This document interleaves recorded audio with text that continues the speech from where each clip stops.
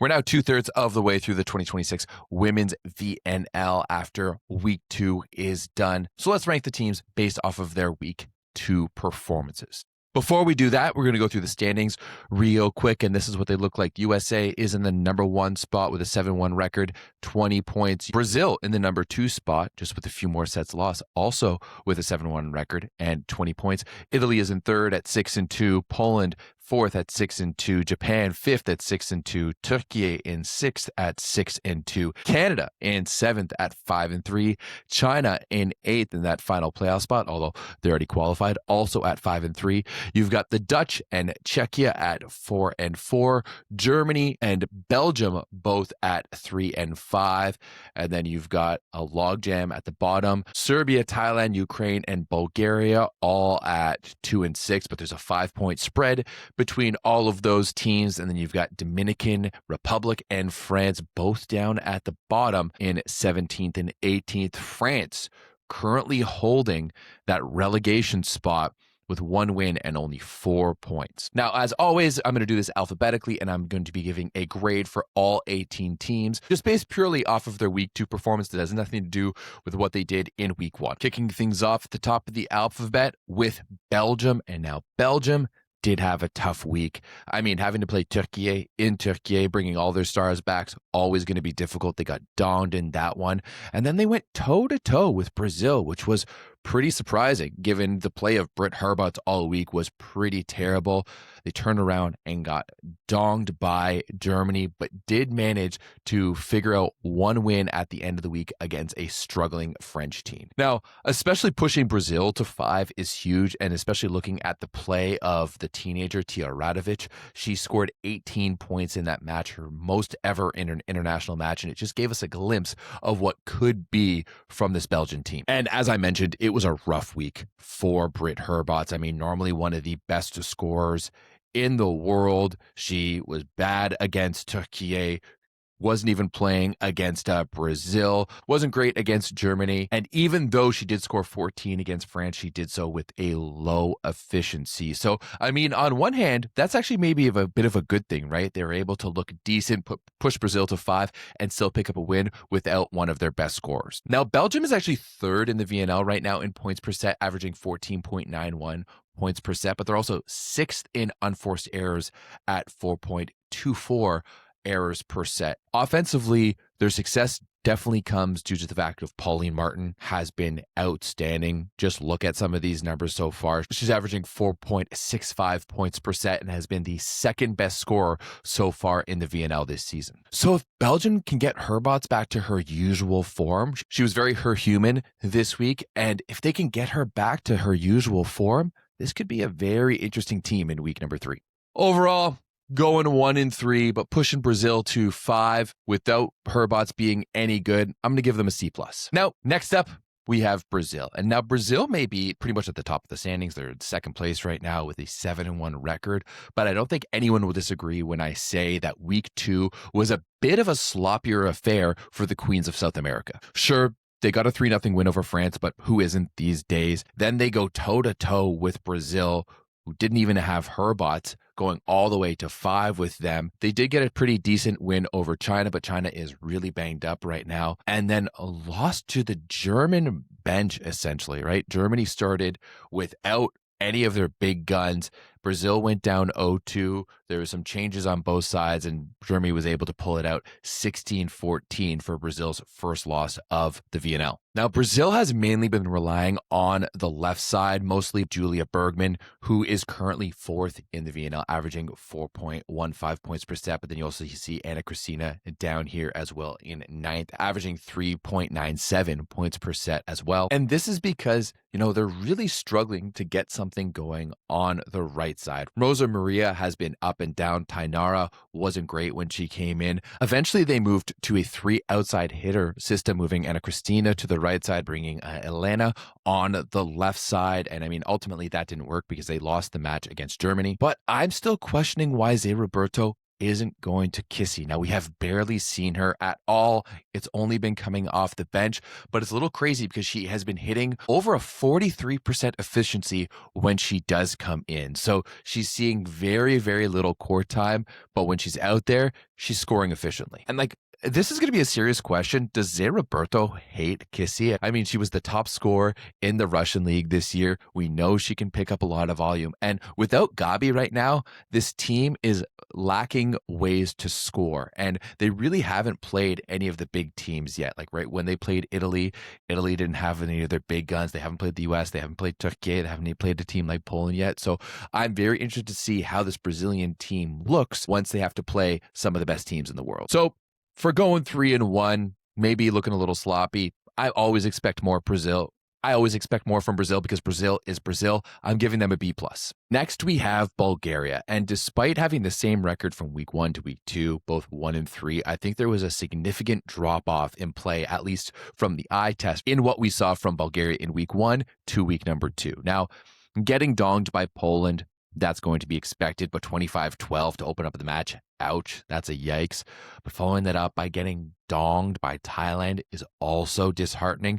I mean, yes, Thailand played some of their best volleyball in years over this past week, but still not coming out with even a set in that one must be really frustrating. And then the one that must be the most frustrating to me is the loss against Canada, because yes, Canada handled them in the first, and they were down 7-1 in the second before they stormed back to take it. And this one was an absolute error fest, and they could not capitalize on the fact that Canada's offense wasn't rolling. Brie Franson went down with an ankle injury, and still Canada managed to battle back, being down both in the third and the fourth, and steal the match away from Bulgaria. I think that's one that's really going to sting. Now, they did manage to squeak out a 5-set win over Bulgaria, and that keeps them just afloat in the relegation race, but they are still firmly in that race in the bottom 4 teams of the VNL so far. Without that win, they would have been down there with the Dominican Republic and France. Had they lost that match in 3 and 4, they would be in the last spot right now. Honestly, I think the worst thing for Bulgaria right now is that they have the worst offense in the VNL so far. They're only hitting a 33% with a 16% efficiency. Yikes. So for a rough week in Thailand, I'm giving Bulgaria a D. Next, we have Canada, and it was an interesting week for Canada. It was up, it was down, it was really all over the place. It started off with a match against the Netherlands, and I mean, there is a little bit of history between these two teams. Going back to 2024, that relegation race was spicy. Netherlands ended up going to the Olympics. Canada was left out, and I mean, early on in this match, it looked like the Dutch were going to dominate. It didn't even look like Canada had gotten off the plane, and it was all Netherlands in the first set. But then Canada really turned things around with their serving, ended up winning the next 3 for a really big morale win against the Dutch. Then, as I just mentioned, they had a really, really sloppy game against Bulgaria. And now, to me, this one was the worst match of the week for Team Canada.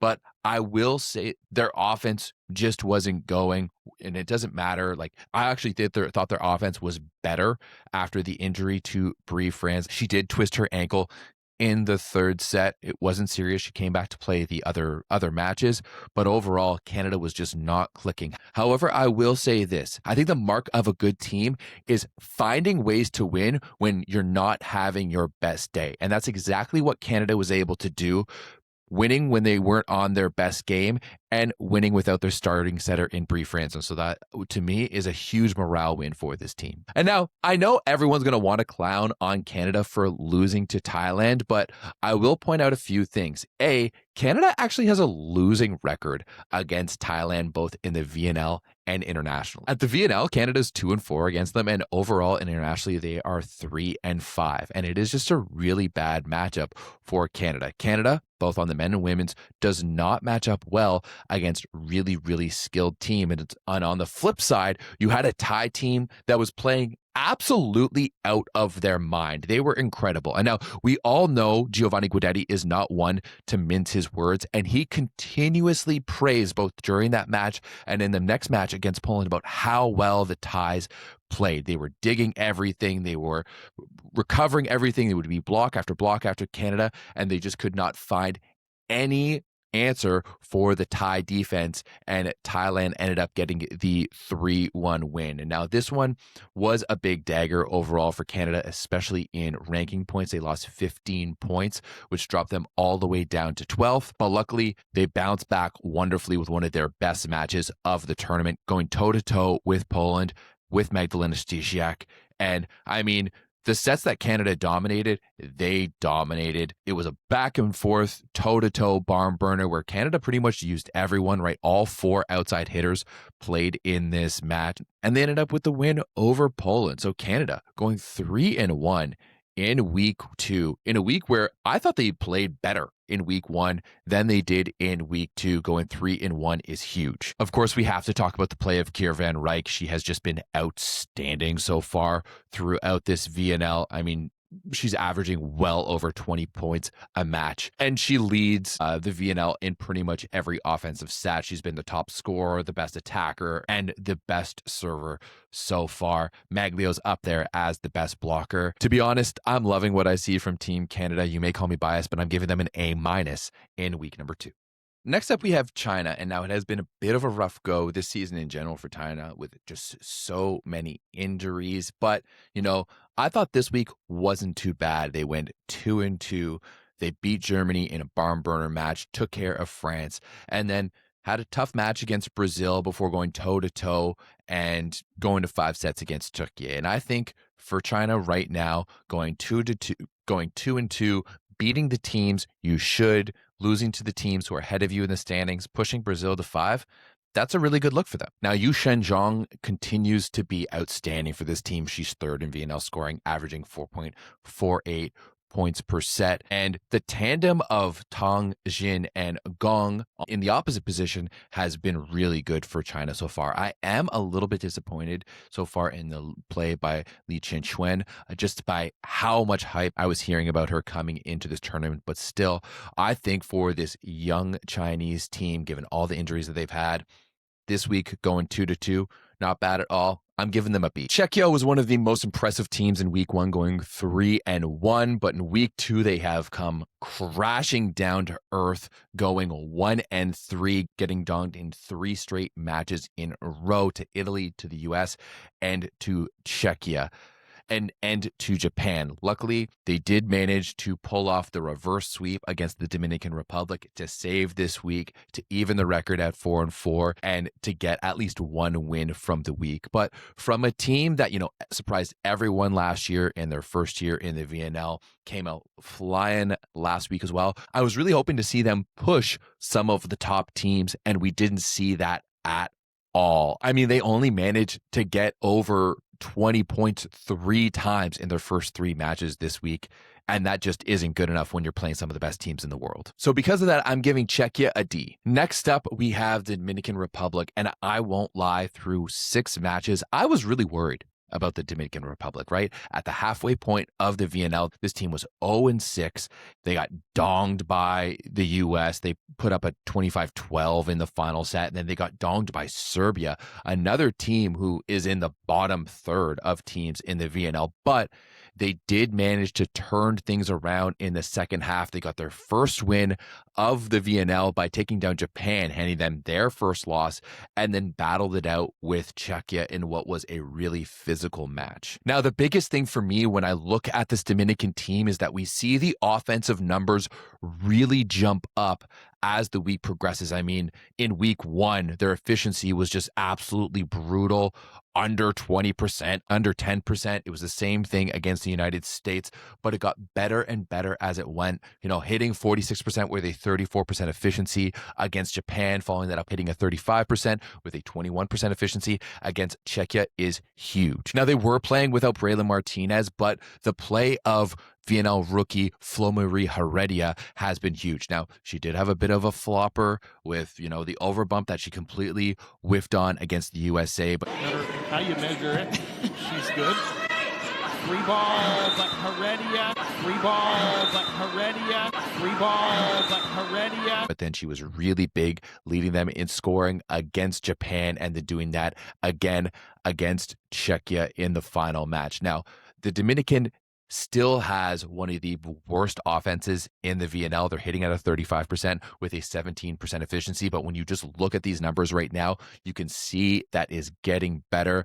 Marte is clearly getting back into her game after giving birth to a child less than a year ago. They're missing Braylon Martinez, and I really hope this is an upward trend for Dominican because, as a Norsica supporter, I would hate to see them go. So for going 1-3, but still looking miles better than they did not only last week, but earlier in the week, I'm giving Dominican a C. Now, what has happened to France? Seriously, where has this French team gone? Because this was a team last year that was pushing to make the playoffs. At the World Championships, they were upsetting China, giving us exciting games against Brazil. And this year, they are just nowhere to be found, despite having the exact same roster. This one, once again, was a bit of a tough one for France, having to play some of the top teams in the world, but going 0-9 in sets to start the week in Ankara. Not pretty. Getting donged by Brazil, getting donged by Czechia, getting donged by China. Once again, I don't think these are super winnable games, but I would like to see a little bit of pushback. Maybe steal a set here or there. Maybe push them to 5 like we're seeing some of the other teams do. But you would have thought, hey, a day off, they go up against Belgium. Belgium is still very young, a new team to the VNL, more or less. Britt Herbots isn't having a good week. France can capitalize, but instead, they turn around by handing Belgium the match and making 40 errors in the match to close out the week, going 0-4. Just terrible for the French women, and because of that, they are currently sitting in last place in the VNL in that relegation spot with only 1 win and just 4 points. So because of all that, I'm giving France an F. They failed week 2. Week 2 was a gutsy performance by a German team, and I really think we saw their depth of what this program really has to offer. And it was a little disappointing. They won match 1 in Quebec City, then didn't win any other ones. It went 1-3 in week 1, and then they lost Elena Grosjean to a knee injury for week number 2. So this a team was looking even skinnier, even though they got Sekolaev back into the roster. But it didn't really matter for the German women because they went out to Ankara and performed. Yeah, they did lose their first match to China in 5 sets, but still picked up a point from that one, turned things around, got the 3-dong over Belgium. Then they were able to push Turkey to the brink, had it in the bag. They were up 2-0, did let it slip, but they did not let it slip against Brazil, where they kind of played their bench, right? They didn't start Vuvesca. Alsmeyer didn't start either. Neither did Camilla Weitzel. So they started majoritarily their bench, and they were able to win that match in 5, which is a huge play for Germany, ending this week 2-2. Now, we've talked about German injuries, and that was another one right there. Stouts tripping and falling, and I'm pretty sure she broke the metatarsal in her foot. And you can see her teammates are laughing because they don't think it's that serious, but she ended up going to the hospital and getting a boot after that play. And the bad luck just continues for Germany, but they really showed their depth by having Pia Timmer step in and help this team throughout this week. Considering the circumstances, considering they played 3 of the top teams in the world, coming out of this week with 2 wins and 7 points is huge for this German team. I'm giving them a B+. Things keep rolling for Italy as they have another 3-1 week without any of their stars back. I mean, the stars will be coming back for week 3, but first in week 2, I mean, through the first 5 sets, it looked outstanding, right? They donged Czechia, took care of business. They were rolling through Serbia until Serbia made some changes, but luckily Italy was able to make some of their own changes, get that match back, win it in 5. They did sit the majority of their bench, right? There was no Antropova in the match against the U.S., so that one can kind of be expected. And then we saw the return of Antropova to the right side against Japan, where they pulled out the donging, handing Japan their 2nd straight loss. Now, I honestly don't have much to say about this Italian team. We know they're really good. We saw a lot less Merida Digwe this week. We saw a lot more Josefina Bosa. Velasco was changing up the lineups, but I think the biggest news from this Italian team is that according to Velasco, the Antropova outside experiment is done. And I mean, you can kind of see why a big part of their struggles against Serbia was because Antropova just could not score on the outside. But to me, it might be a little bit premature. I don't know. You guys tell me what you think. I thought she was pretty decent in reception. We can see that here from her numbers. And maybe she just didn't have enough time to get into her rhythm in attack. But still, she moved back to the opposite for the match against Japan and just absolutely balled out as we expect her to do. You guys tell me what you think, but especially with Agonu and Oro and Silla and Danesi coming back in week number 3, it looks like he just wants her back on the right side. But still, Italy, they're one of the top teams right now, sitting up at the top of the standings with a 6-2 record. They're solid. I'm going to give them an A-. I think we're starting to see some of the cracks in this Japanese women's team, and it was a bit of a rough week for a team who went perfect in week number 1. Now, we really saw that balance be threatened in match number 1 against Serbia. Araki went down with an injury in the first set, had to bring Shimomura in. Sato was no good either in this match with a terrible efficiency. And it really seemed without the balance of their best players, Japan really struggled against this Serbian team. Now, Japan did manage to get a 3-dong over Czechia before they lost 2 straight matches, which is completely unheard of for this Japanese team in general. They are usually so tight in everything they do. Suffering their first VNL loss to the Dominican Republic, handing them their first VNL win, is really, really tough. But the way they showed up against Italy, and yes, they did move Antropova to the right side, but this is not the Italian team, that we expect. This is them not in their best form, and Japan didn't even really put up a fight. Now, the interesting thing, though, is that when you look at some of the stats, especially offensively, those 2 matches against the Dominican Republic and Italy were 2 of Japan's best matches so far in the VNL. And I do think it is maybe just a little bit situational. You finally had a Dominican team who was figuring themselves out, who was getting their offense going, and then you had an Italian team who had an Antropova moving back to the right side. So I think it's just a little bit of bad luck for the Japanese side. But we have really seen how that balance is super important for Japan, right? This is the only team in all of volleyball, men's and women's, who has 3 different players averaging over 4 points per set. And we saw that, especially in the match against Serbia. As soon as one of those balancing factors is out, Japan is completely out of sync. So I think it was a very difficult week for Japan. They got through it 2-2. And overall, I'm giving them a C. People might not be happy with that, but that's what I'm giving them. Now, the Dutch had a bit of an interesting week considering they were without their head coach, Felix Kozlowski. Why? I honestly have no idea. Couldn't find anything about it, but it was a bit of a back and forth week. Yes, they started out great, outblocking Canada in set number 1, dominating them at the net before Canada's serving turned on and won the next 3 sets, falling to Canada in match number 1. They did bounce back to Dong Ukraine in the second match, led by Indy Byans, who went 10 for 14 in attacking and 6 blocks for a total of 16 points in the middle. That's huge. And then fell to Poland in a 4-setter that could have easily went to 5 as they held a 22-20 lead in the 4th set before turning around and donging a Thai team who had been playing really, really well at home in their 4th match of the week. Now, given how they played early on in the Canada match and given how close they were to taking that 4th set in the Polish match, I really think this Dutch team would have wanted those matches back. But, I mean, going 2-2, I don't think is terrible, especially without their head coach. And overall, I'm giving the Dutch a B because I'm giving them a pass. You didn't have your head coach. You still managed to go 2-2.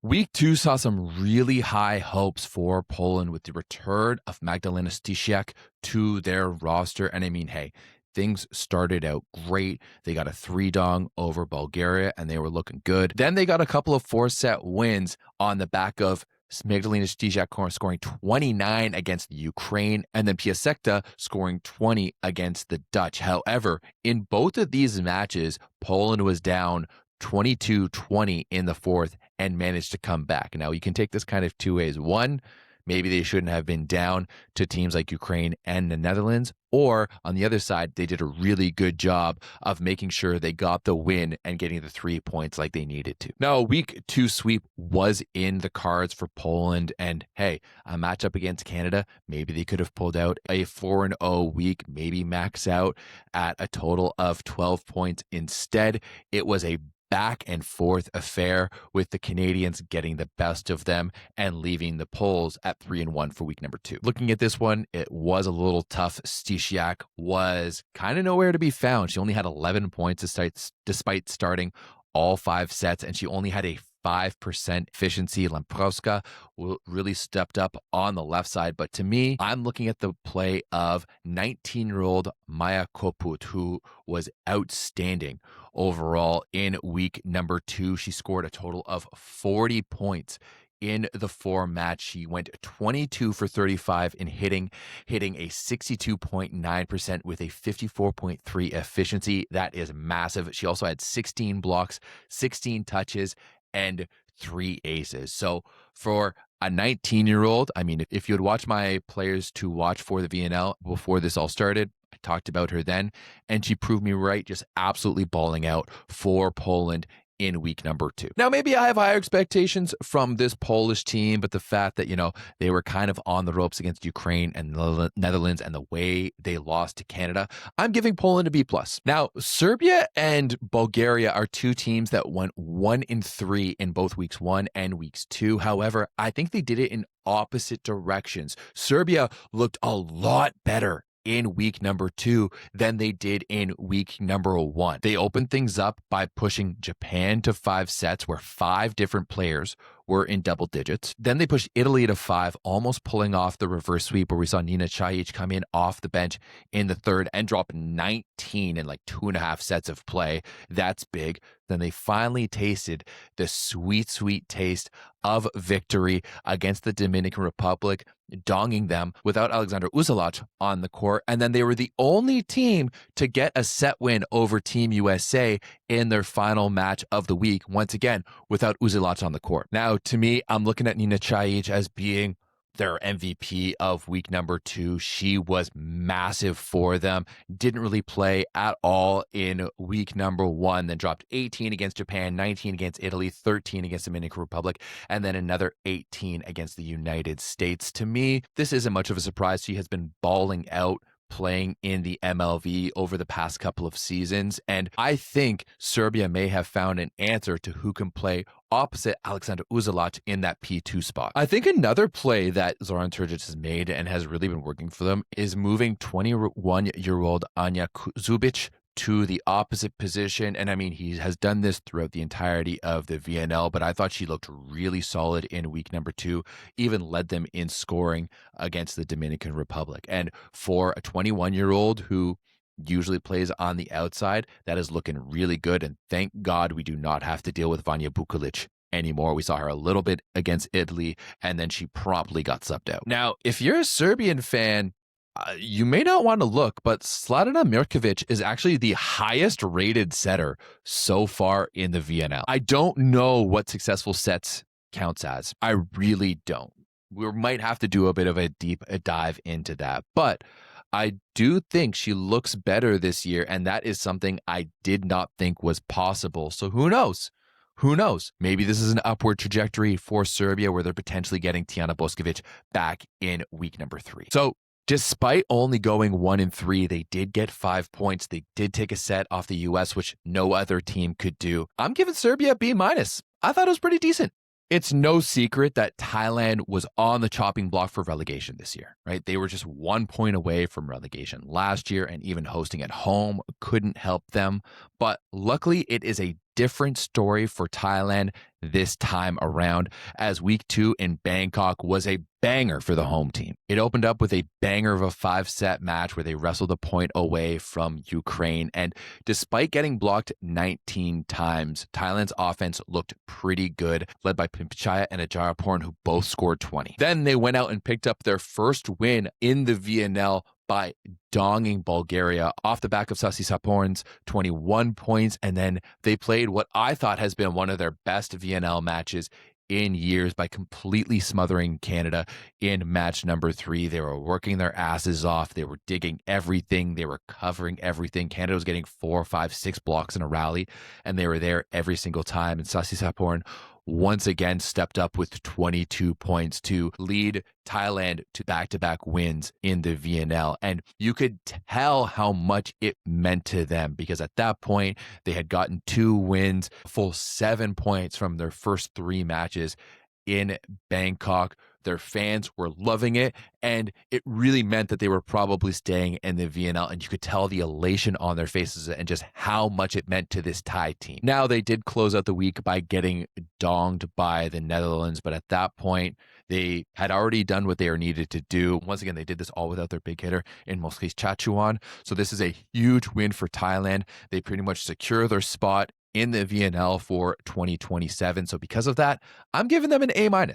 I thought they were great, right? And even Guidetti thought they were great. He was praising them nonstop. We know how tough that is for Giovanni Guidetti. Czechia was at home in Ankara for week number 2, and they also saw the return of some of their stars, including none other than Melissa Vargas. And I mean, it was the Melissa Vargas show in week number 2 for Turkey. Now they breezed through Belgium and France. Vargas had 17 and 22 in those first 2 matches. Before they hit the roadblock, that was Germany. They went down 0-2 to the Germans at home before, Santarelli couldn't have any of that. He made some changes to the lineup, maybe in the setter and the outside position, and they stormed back to pick up the reverse sweep and then managed to close things out with another thrilling 5-setter against China, going down 2-1, coming from behind to just dominate the 4th 25-16 and take the 5th 25-12. And yes, there's a lot of inefficiencies on this Turkey squad. They still aren't figuring out the left side. The setter position is always a toss-up between Şahin and Ujbe. But one thing that is not inefficient is Melissa Vargas. Just look at these numbers: 17, 22, 32, 36. She scored 107 points in this week alone, hitting a 59% with a 51% efficiency. Yo! That week off did her some good because Melissa Vargas came to play in front of the home crowd in week number 2. Now, sure, it wasn't pretty, going down 0-2 to Germany, battling with China the way they did, but still, Turkey was perfect in week number 2. They went 4-0, and because of that, you have to give them an A. Now, I think this Ukrainian team is really learning about the slog that is the VNL. Right? I mean, they opened things up with a fantastic match against the home team in Thailand, a match where they had 19 blocks. And surprisingly enough, they did basically all of this in week number 2 without their big middle blocker, Milushkina. But still, 19 blocks is massive in a match, no matter which way you cut it. But unfortunately, it was kind of all downhill from there. They did look pretty decent against Poland, pushing them in the first, won the third. They were up 22-20 against the number 5 team in the world in the 4th before letting it slip away. But then they turned around, got donged by the Netherlands, and then just let a match where they were up 2-1 against Bulgaria away. And I mean, it was tough against Bulgaria. They were just cooking throughout the first 3 sets. They had just a 3% efficiency in set number 4 and then lost a tight one, 17-15, in a match that was just back and forth in that 5th set. And it's really a bit of a dagger because with that win, it would have given Ukraine 3 wins, but now they're at 2. They are just in the thick of the relegation race, just a point ahead of Bulgaria and only 1 match and 2 points ahead of last place France. So that one is a bit of a dagger for Ukraine. And because of that, I'm giving them a C-. Just a tough one. Now to close things out, I know a lot of people were really disappointed with the U.S. in week number 1, especially after their loss to Canada. I know some of you voted them as the chokers of the week, but I don't think anyone can be complaining with the performance we saw from the American women in week number 2. They were nearly perfect. They went a combined 12-1 in sets. They decimated the Dominican Republic. I mean, winning one of the sets 25-12. They did the same thing against Czechia, once again winning another set 25-12. They demolished Italy. Now, Italy played their bench, but technically so did the U.S. And then finally closed things out against Serbia, losing their 1 set of the week. But honestly, sure, going 4-0, maybe not that big of a surprise for the U.S., but it was how they did it. They only made 45 errors over the course of the entire week. And that is, unforced errors and times they were blocked. They only made 5 errors combined against Czechia, only 9 against Italy. And as I said, they were rolling the lineups. 8 different players scored double-digit points in week number 2 for the United States. 2 more had 9 points. So you could have had 10 players get double-digit points for the United States. That's absolutely crazy. And Avery Skinner only played 1 good game, and that was against Serbia. Other than that, they were just going to different player every single time. Eggleston was great. Obogu was great. The opposites were outstanding. Jordan Thompson and Stephanie Samity hit a combined 58.3 with a 51.3 efficiency. That's both of them together. That is ridiculous. The U.S. is by far the best offensive team in the VNL so far this year. They are hitting a 46% with a 35% efficiency. None of the other women's teams are above 30%. They're all in the 20s. And once again, they are doing this rolling the lineups with 2 different setters. It is honestly a masterclass right now by Eric Sullivan's team. And you know what? I got to do it. I'm giving the U.S. an A+ for this week in the VNL. Just outstanding by the American. So there you have it. There is my grades for the 18 teams in week number 2. We'll just go over them again. Belgium, C+, Brazil, B+, Bulgaria, D, Canada, A-, China, B, Czechia, D, Dominican, C, France, F, Germany, B+, Italy, A-, Japan, C, Netherlands, B, Poland, B+, Serbia, B-, Thailand, A-, Czechia, A, Ukraine, C-, and the USA, A+. Now, what do you guys think? Do you agree? Do you disagree? Let me know with your thoughts down below. And when you do that, make sure you give this video a like, press the subscribe button, and turn on that little bell so you get all of the notifications whenever I post a video. And of course, make sure to come join us over on the Volleyball Source Discord, the best online volleyball community in the world. And reminder, there will be no VNL next week, the first week of July. It is an off week for both teams, so we will return with women's week 3 in the second week of July. We'll see you then. Actually, we'll probably see you beforehand, but we'll see you then too.